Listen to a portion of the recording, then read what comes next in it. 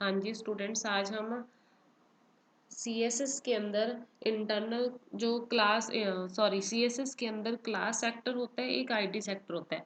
आज हम सीएसएस के अंदर क्लास सेक्टर और आईडी सेक्टर के बारे में लर्न कर रहे हैं। वो क्या चीज़ है क्लास सेक्टर और आईडी सेक्टर।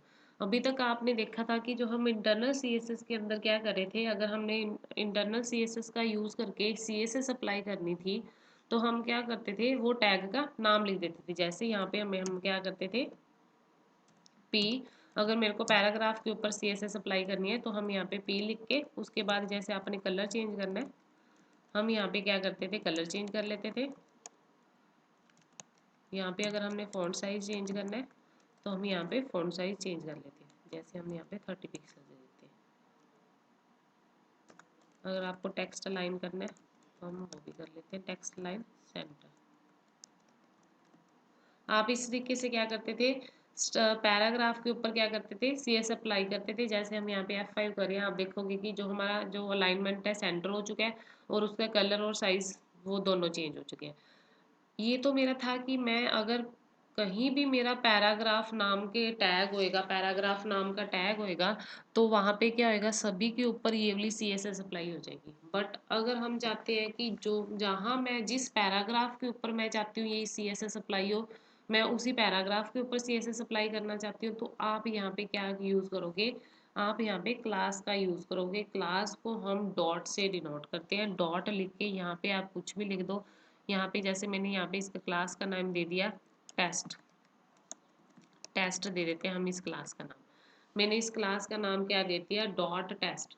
अभी हम इसको फाइल को सेव करते हैं। अभी मैंने इस क्लास का नाम कहीं नहीं यूज़ किया। मैं F5 करूँगी तो आप देखोगे मेरी CSS हट गई। क्यों?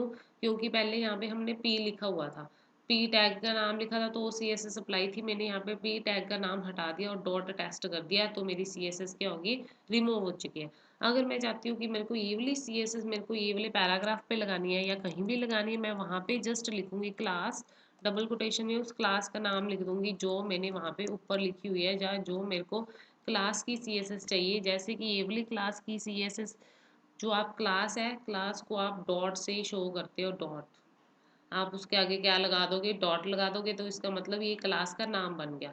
यहाँ पे मैंने लिख दिया पैराग्राफ के अंदर मेरे को कौन सी क्लास यूज़ की है, मैंने टेस्ट नाम की क्लास यूज़ की है जो कि मेरी यहाँ पड़ी है। मैंने इस फाइल को सेव किया और यहाँ पे हमने F5 किया, तो आप देखोगे कि वो मेरी CSS क्या है, अप्लाई हो चुकी है। अगर मैं यही CSS मैं H1 टैग के अंदर भी अप्लाई करना चाहती हूँ, मैं जस्ट क्लास को ही कॉपी पेस्ट करूँगी, सेव करेंगे इसको, F5 करेंगे, तो आप देखोगे कि जो मेरा H1 टैग था उसके ऊपर भी मेरी क्या है, जो हमने क्लास के अंदर कोड लिखा था, कौन सी क्लास है, टेस्ट नाम की हमने क्लास बनाई थी। आप कोई भी नेम लिख सकते हो, ज़रूरी नहीं टेस्ट ही लिखना है, कुछ भी अपनी क्लास का नाम लिख सकते हो, ये अपनी तरफ से आप कोई भी नाम लिख सकते हो यहाँ पे। और जहाँ जहाँ आपको ये वाली CSS अप्लाई करनी है, आप वहाँ वहाँ क्या कर सकते हो, अपनी CSS अप्लाई कर सकते हो। जैसे कि यहाँ पे भी आप देखोगे कि मैंने यहाँ पे P टैग के अंदर कुछ भी लिख दिया, हेलो,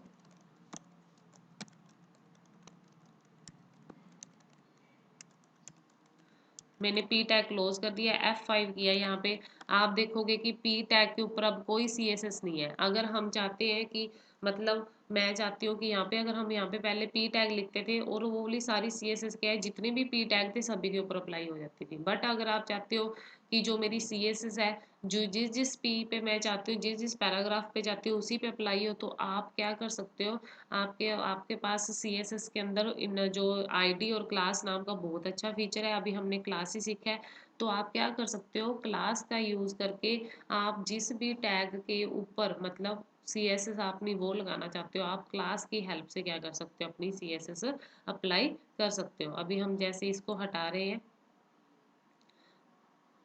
चलो ये पड़ा रहने दो। अब अभी हम क्या है, क्लास का हमने यूज़ सीखा, डॉट से क्लास डिनोट होती है और हैश से आईडी डिनोट होती है। अगर हम डॉट की जगह हैश का यूज़ करते हैं, जो कि 3 के ऊपर है सिंबल, आप देख लेना। हैश का अगर हम यूज़ करते हैं और यहाँ पे हम अब मैं चाहती हूँ कि जो ये मेरा ये वाला पैराग्राफ है, एक मिनट, हम पहले यहाँ पे डॉट ही रखते हैं, इस डेटा को कॉपी कर लेते हैं, पेस्ट कर लेते हैं। अब यहाँ पे हम क्या करते हैं, हैश हैश टेस्ट कर दिया और यहाँ पे हम कलर चेंज कर लेते हैं, इसका टेक्स्ट का ग्रीन कर देते हैं। अभी हमने इसको सेव किया। अब हम जो आईडी है वो हैश से डिनोट होती है, जो क्लास है डॉट से डिनोट होती है। जैसे कि पैराग्राफ के अंदर मेरे को यहाँ पे अब आईडी यूज़ करनी है, तो मैं आईडी इक्वल टू यहाँ पे लिख दूंगी टेस्ट। सेव किया हमने, F5 किया। अब आप देखोगे कि जो हमने यहाँ पे आईडी यूज़ की थी, सेम नेम भी रख सकते हो, ज़रूरी नहीं है कि आपने अलग अलग लिखना है। अब यहाँ पे अगर आपने कुछ टेक्स्ट, जैसे अपन टेक्स्ट लिख लेते हैं, सेव किया मैंने, आईडी का नाम भी चेंज कर दिया। अगर आप सेम भी रखोगे कोई प्रॉब्लम नहीं है, क्यों? क्योंकि वहाँ पे हमने क्लास ली थी और फिर उसके बाद हमने क्या लिखा था, आईडी ली थी। F5 करेंगे तो आप देखोगे कोई चेंजेस नहीं आए, क्योंकि यहाँ पे हमने इसका नाम टेक्स्ट कर दिया आईडी का, और यहाँ पे भी हमारी आईडी का नाम क्या कर दिया, हमने टेक्स्ट कर दिया। तो आप इस तरीके से क्लास और आईडी का यूज़ की हेल्प से सेम मतलब पैराग्राफ टैग के ऊपर डिफरेंट डिफरेंट वाली CSS अप्लाई कर सकते हो। आप देखोगे कि मैंने पैराग्राफ के ऊपर 2 टाइप्स की CSS अप्लाई कर दी, इस पे अलग CSS अप्लाई कर दी, इस पे अलग CSS अप्लाई कर दी। कैसे कर दी? आईडी और क्लास की हेल्प से।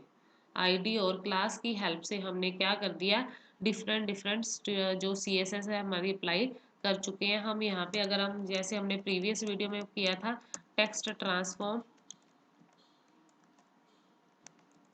अपर केस, तो आप इस तरीके से क्या है, अपनी अलग अलग CSS अप्लाई कर सकते हो। जैसे मैं ये वाले पैराग्राफ का जो ये लेटर है सारे क्या करना चाहती हूँ, कैपिटल करना चाहती हूँ। आप देखोगे कि इसके सारे लेटर्स आपके क्या हो चुके हैं, कैपिटल हो चुके हैं। इस तरीके से आप क्या कर सकते हो, पैराग्राफ हमने P टैग ही लिया है, बट क्लास और आईडी का यूज़ करके हम P टैग पे ही डिफरेंट डिफरेंट CSS अप्लाई कर सकते हैं। क्लास है जो हमारी डॉट से डिनोट होती है, डॉट, और जो हमारी आईडी होती है वो हैश से डिनोट होती है। आपका सिलेबस में ये वाला टॉपिक था कि आईडी सेक्टर क्या होता है और क्लास सेक्टर क्या होता है। आज हमने CSS के अंदर ये यूज़ करना सीखा। यूज़ वैसे ही होएगा, बस यहाँ पे क्या टैग के नेम की जगह हम क्या लिख देंगे, कोई भी नाम लिख देंगे।